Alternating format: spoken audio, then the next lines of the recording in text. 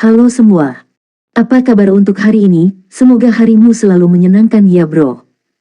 Selamat datang di channel YouTube saya. Tolong dibantu subscribe, like dan share ya, supaya saya terus semangat bikin kontennya. Wakakakak. Reincarnation of the Strongest Sword God, Chapter 103. Chapter 103 Raja Kobold 2. Menemukan bahwa mode neraka dari Dungeon menjatuhkan begitu banyak peralatan berharga, bahkan Snow yang lembut pun tertegun. Jika mereka bisa membersihkan mode neraka dari makam bulan gelap, tidak diketahui seberapa banyak peralatan tingkat atas yang bisa mereka peroleh. Dengan peralatan tingkat atas, mereka akan memiliki waktu yang jauh lebih mudah untuk menaklukkan ruang bawah tanah tim lainnya. Berpikir sampai titik ini, salju lembut menjadi jauh lebih tertarik untuk menaklukkan mode neraka dari makam bulan gelap. Hanya saja dia tidak tahu apakah si Feng mampu mencapai prestasi luar biasa ini. Setelah si Feng mendistribusikan peralatan, banyak anggota tim segera menukar peralatan lama mereka dengan yang baru. Itu terutama berlaku untuk Blacky yang sangat beruntung. Blacky adalah satu-satunya cur semancer di seluruh tim. Di antara 9 bagian dari peralatan besi misterius, ada 2 bagian dari peralatan set kata kematian yang ditujukan untuk para cur semancers. Peralatan set kata kematian berada di puncak semua peralatan set level 5 untuk cur semancers. Hanya efek memiliki 2 buah set saja yang meningkatkan panah gelap Blacky sebanyak 1 tingkat. Selain itu, panah hitam Blacky sudah level 4. Di level 5, kerusakan panah gelap meningkat dengan lompatan besar. Sementara itu, Kola berhasil memenangkan perisai besi misterius dengan rolling. Setelah melengkapi perisai, pertahanannya melampaui prajurit perisai dari Ouroboros, Ghost Chop, dengan cukup banyak. Meskipun banyak barang jatuh, si Feng tak henti-hentinya menggelengkan kepalanya pada barang-barang ini. Tak satu pun dari barang-barang ini menarik perhatiannya. Kenapa kamu tidak menginginkan peralatan perunggu untuk pendekar pedang ini? Gentle Snow bertanya, heran. Hanya dengan melihat sekilas ke peralatan si Feng, siapapun bisa tahu itu hanya peralatan perunggu individu yang dirakit bersama. Menurut logika, atribut mereka seharusnya jauh lebih lemah daripada peralatan yang dijatuhkan dari mode neraka di makam bulan gelap. Namun, si Feng tetap acuh tak acuh terhadap peralatan yang dijatuhkan. Atribut peralatan ini tidak sebaik yang saya gunakan saat ini. Berikan saja pada pendekar persekutuanmu. Si Feng dengan sembarangan memberikan peralatan itu ke Gentle Snow. Secara alami, dia tidak akan menyebutkan bahwa dia sudah memiliki satu set peralatan set Silver Moon, yang merupakan peralatan set terbaik untuk pendekar di bawah level 10.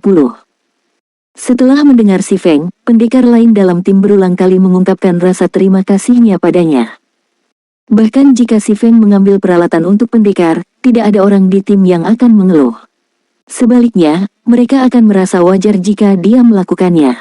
Tidak peduli apa yang dikatakan orang, itu semua karena upaya si Feng sehingga mereka dapat memperoleh begitu banyak peralatan. Namun, si Feng menunjukkan dirinya sangat tidak memihak, menyebabkan anggota Ouroboros lebih kagum tatapan mereka ketika mereka melihat si Feng memiliki penghormatan yang lebih besar sekarang. Si Feng tetap tidak tergerak saat dihadapkan dengan peralatan tingkat atas. Di dunia game virtual, tidak banyak orang yang bisa tetap tidak memihak saat memimpin tim sementara. Menyadari semua orang sebagian besar telah pulih, si Feng berkata di dalam obrolan tim, semuanya, persiapkan dirimu. Kami akan pergi ke poin strategis berikutnya. Mereka yang tidak memiliki speed scroll, dapatkan dariku. Petik 2. Anggota Ouroboros merasa terganggu ketika mereka mendengar ini. Masing-masing hanya membawa 2 gulungan kecepatan dan keduanya sudah pernah digunakan. Namun, mereka merasa sangat canggung meminta speed scroll dari si Feng. Bagaimanapun, mereka sebelumnya mengejek si Feng. Praktis akan menjadi tamparan di wajah mereka sendiri jika mereka meminta si Feng untuk gulungan kecepatan yang mahal sekarang. Namun, jika mereka tetap keras kepala, mereka hanya akan mempermalukan diri sendiri ketika mereka tiada nanti. Bisakah saya membeli beberapa speed scroll dari Anda? Saya tidak meminta mereka menyiapkan gulungan kecepatan yang cukup sebelumnya. Kami akan merasa sangat malu jika Anda memberikannya kepada kami secara gratis. Gentle Snow secara alami mengetahui rasa malu rekan satu timnya. Tanpa memiliki pilihan yang lebih baik, dia memilih untuk mengambil inisiatif. Baik, karena Gentle Snow sudah bertanya, si Feng tidak akan menolak. Lagi pula, uangnya juga tidak tumbuh di pohon. Untungnya, si Feng siap menghadapi situasi seperti itu, membeli banyak gulungan kecepatan. Dia memberi setiap anggota tim Ouroboros 3 gulungan kecepatan. Namun, ketika anggota Ouroboros memperdagangkan gulungan kecepatan dengan Si Feng, mereka semua menundukkan kepala karena malu. Mereka merasa sangat malu di dalam hati mereka. Beberapa dari mereka juga berterima kasih kepada Si Feng secara langsung, membuat Si Feng bingung. Cacingan kotor, wanita ini adalah orang yang murah hati.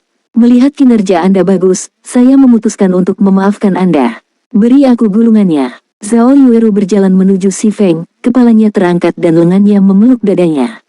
Jubah merah tua yang dia kenakan memperlihatkan belahan dalam, dan semburat merah malu muncul di wajahnya yang halus saat dia berbicara. Si Feng secara alami mengerti bahwa itu adalah prestasi yang sulit bagi penyihir api yang sangat sombong dari kehidupan sebelumnya untuk melakukan tindakan seperti itu. Jika pemain lain melihatnya berperilaku seperti itu sekarang, kemungkinan besar, rahang mereka akan jatuh ke tanah karena shock sekarang. Zhao Yueru saat ini tidak hanya menunjukkan kelemahan, tetapi dia juga meminta maaf kepada Si Feng. Bahkan Xiao Yuer mencubit pipi merah mudanya yang lembut, mengira dia sedang berhalusinasi. Si Feng hanya mengungkapkan senyuman pada tampilan Zhao Yueru saat dia menukar gulungan kecepatan padanya. Namun, dalam hati, dia bingung. Apakah matahari terbit dari barat? Dia tidak berpikir bahwa Zhao Yueru memiliki sisi seperti itu padanya. Jika pria lain melihat ini, tulang mereka mungkin berubah menjadi bubur. Si Feng tidak berpikir bahwa tindakannya yang tidak disengaja itu benar-benar akan membuatnya menyaksikan pemandangan seperti itu. Sayang dia tidak merekam momen tersebut. Di sisi lain, sama seperti Si Feng dan yang lainnya menyibukkan diri di makam bulan gelap, persekutuan lain masih menjelajahi labirin. Mereka tiada terus-menerus. Situasi seperti itu menyebabkan banyak persekutuan menyerah untuk menaklukkan makam bulan gelap. Jika mereka melanjutkan tindakan begal diri ini, mereka mungkin tidak dapat memulihkan kehilangan pengalaman mengerikan mereka dengan benar. Namun, masih ada beberapa guild yang lebih kuat yang melanjutkan eksplorasi mereka, menaklukkan makam bulan gelap sedikit demi sedikit. 3 jam setelah makam bulan kegelapan dibuka, masih belum ada satu persekutuan yang berhasil membersihkan Dungeon. Setelah dengan panik mencoba menaklukkan Dungeon, Assassin's Alliance, Heaven's Crown, dan guild peringkat lainnya mulai mendinginkan tindakan mereka. Mereka mulai dengan tenang menganalisis semua informasi yang mereka peroleh dari Dungeon. Sementara itu, tim yang dipimpin Si Feng telah membegal jalan mereka menuju mausolem bawah tanah, bersiap untuk memasukinya. Untuk tiba di mausolem ini, Si Feng telah memimpin tim melalui 2 pembantaian serupa, memperoleh lebih dari 40 peralatan dan berbagai bahan. Hasilnya, semua orang di tim sangat meningkat. Kedua EMS dalam tim juga melampaui ambang batas pertahanan 400. Sekarang, bahkan ketika menghadapi serangan cakar kobold zombie, mereka bisa menahan 2 pukulan secara langsung. Makam bawah tanah ini terletak di wilayah tengah gurun. Itu juga satu-satunya pintu keluar makam bulan gelap. Untuk menghindari kecurigaan, Si Feng sengaja mengambil jalan memutar. Tepat saat Si Feng dan yang lainnya hendak masuk, Gentle Snow melihat ke arah mausolem yang tenang dan jauh, tiba-tiba berkata, tidak ada monster di sekitarnya. Tempat ini mungkin merupakan pintu keluar dari makam bulan gelap. Kita harus membiarkan assassin mengintai dulu. Dengan begitu, jika ada jebakan di depan, kami tidak akan mengambil risiko penghapusan tim. Petik 2. Baik, meskipun Si Feng tahu tidak ada jebakan, dia tidak bisa mengungkapkannya. Jadi, dia hanya bisa menyetujui saran Gentle Snow. Setelah itu, salah satu assassin menyelinap ke dalam mausolem. Setelah lebih dari 10 menit berlalu, assassin melaporkan bahwa tidak ada bahaya di depan. Assassin juga menemukan teleportation circle di dalam aula besar. Namun, ada monster raksasa yang berjaga di tengah lingkaran teleportasi. Assassin tidak mendekati monster itu karena takut ketahuan. Selain itu, ruangan itu remang-remang, sehingga assassin tidak dapat dengan jelas melihat informasi dari monster di dalamnya. Kalau begitu, mari kita lihat, kata Si Feng saat dia memasuki mausolem. Meskipun assassin tidak tahu monster macam apa yang ada di dalamnya, Si Feng pasti tahu. Monster yang menjaga teleportasi circle adalah bos terakhir dari makam bulan gelap. Dulunya adalah Raja Kobold, Kobold Kimpachleo. Saat semua orang memasuki aula besar, aula yang remang-remang itu tiba-tiba berubah. Lilin yang padam di sekitar ruangan menyala hidup, memancarkan api hijau tua dan menerangi seluruh aula. Sementara itu, sosok setinggi lebih dari 3 meter berdiri di tengah aula. Sosok itu adalah kobold yang ganas, tubuhnya ditutupi baju besi berwarna biru dan tangannya memegang pedang besar hitam pekat yang dihiasi dengan rune. Kobold diam-diam berdiri di atas lingkaran keterampilan.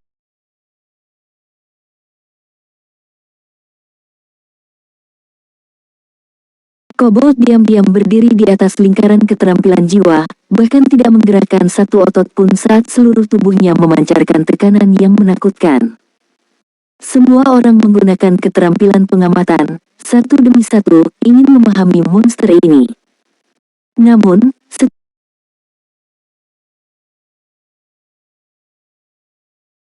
Namun, setelah melihat informasinya, kulit semua orang menjadi pucat.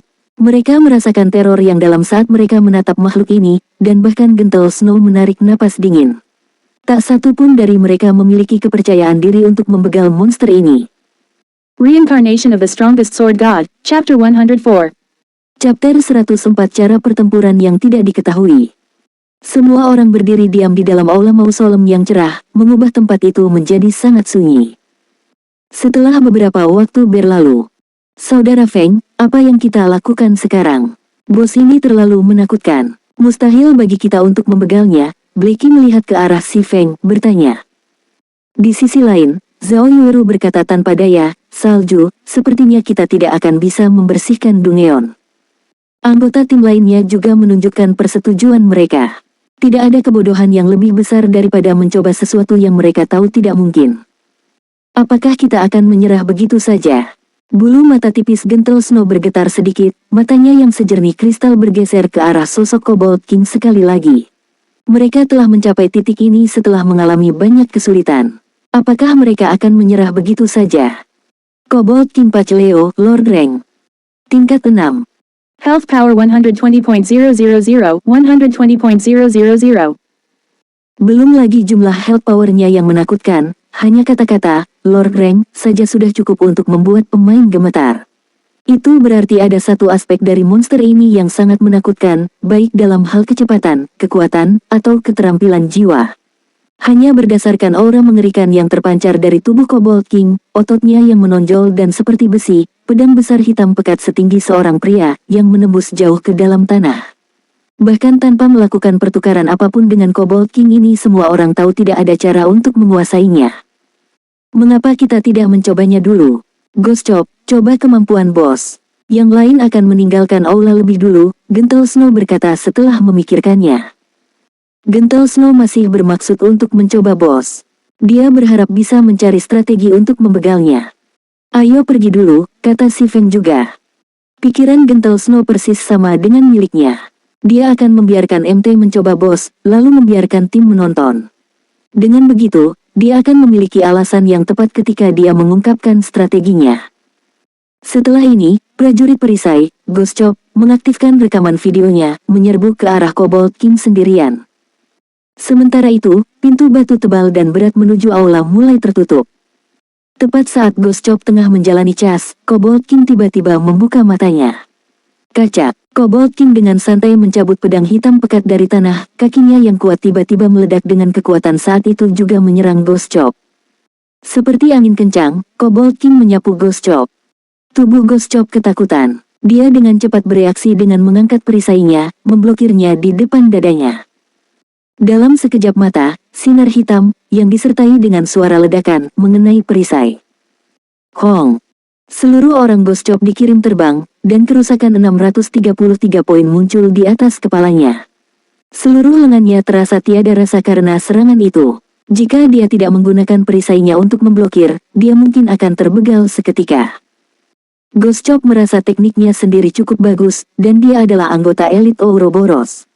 Selain itu, tugasnya saat ini bahkan bukan untuk membegal bos. Jika dia bahkan tidak bisa memaksa bos untuk mengungkapkan kartu tersembunyinya, maka dia akan menjadi aib mutlak. Ghost Chop tiba-tiba berdiri.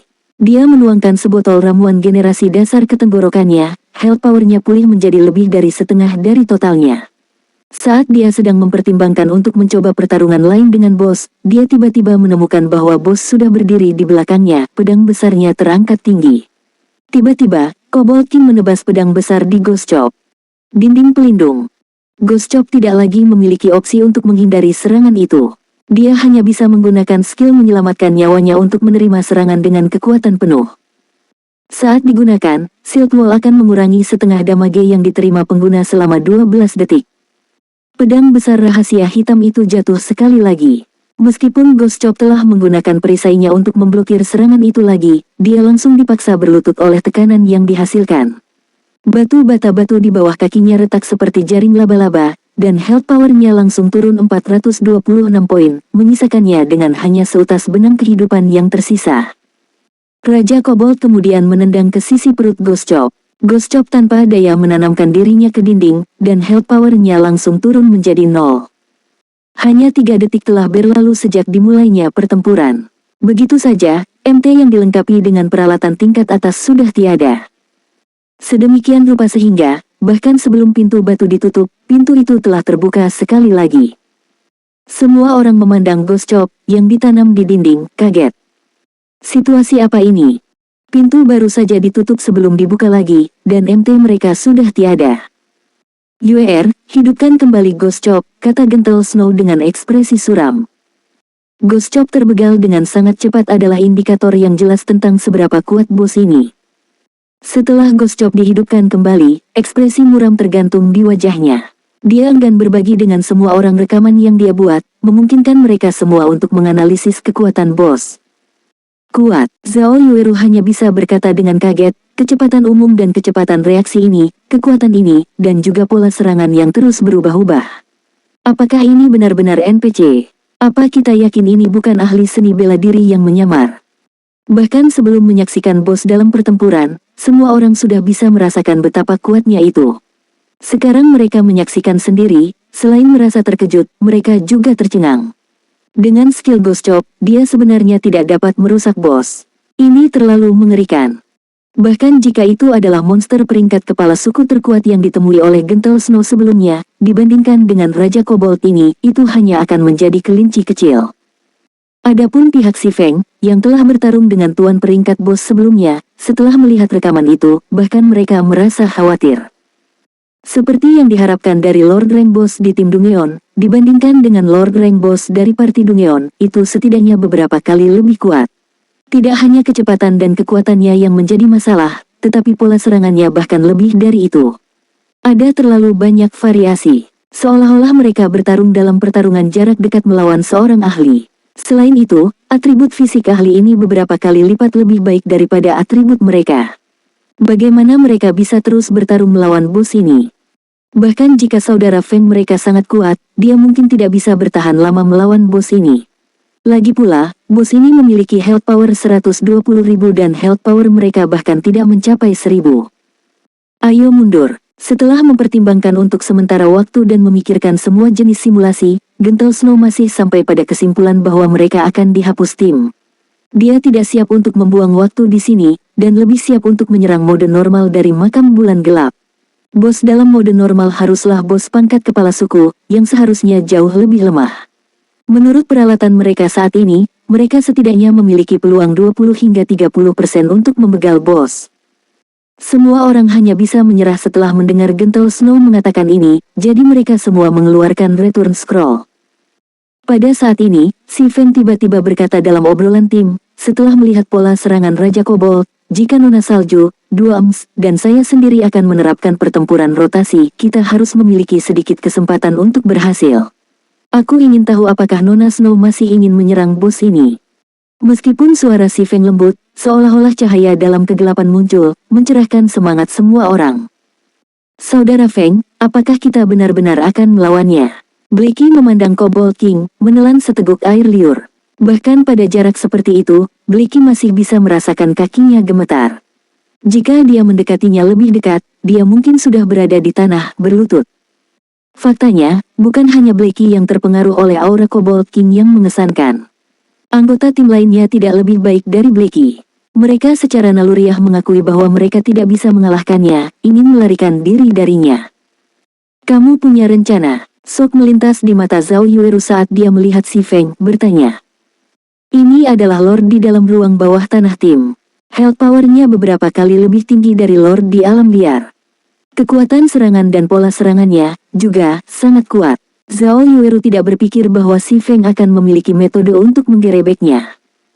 Si Feng mengangkat bahunya, menatap Kobold King saat dia berkata, keyakinan saya untuk berhasil tidak tinggi. Namun, kami tetap bisa mencobanya. Bukankah itu hanya pengalaman kehilangan 10%? Membegal jauh-jauh di sini, pengalaman yang kami peroleh jauh melebihi hanya 10%. Biarpun kita tiada, kita sudah mendapatkan banyak equipment. Jangan bilang kalau kalian begitu rela menyerah begitu saja. Petik 2. Gentle Snow sedikit terkejut. Dia tidak berpikir bahwa si Feng bisa memberinya begitu banyak kejutan. Bahkan jika mereka tidak bisa menyerang bos kali ini, dia pasti akan menarik si Feng ke Ouroboros. Seberapa besar peluang untuk sukses? Gentle Snow bertanya, ekspresinya yang seperti gunung es akhirnya menunjukkan senyuman hangat.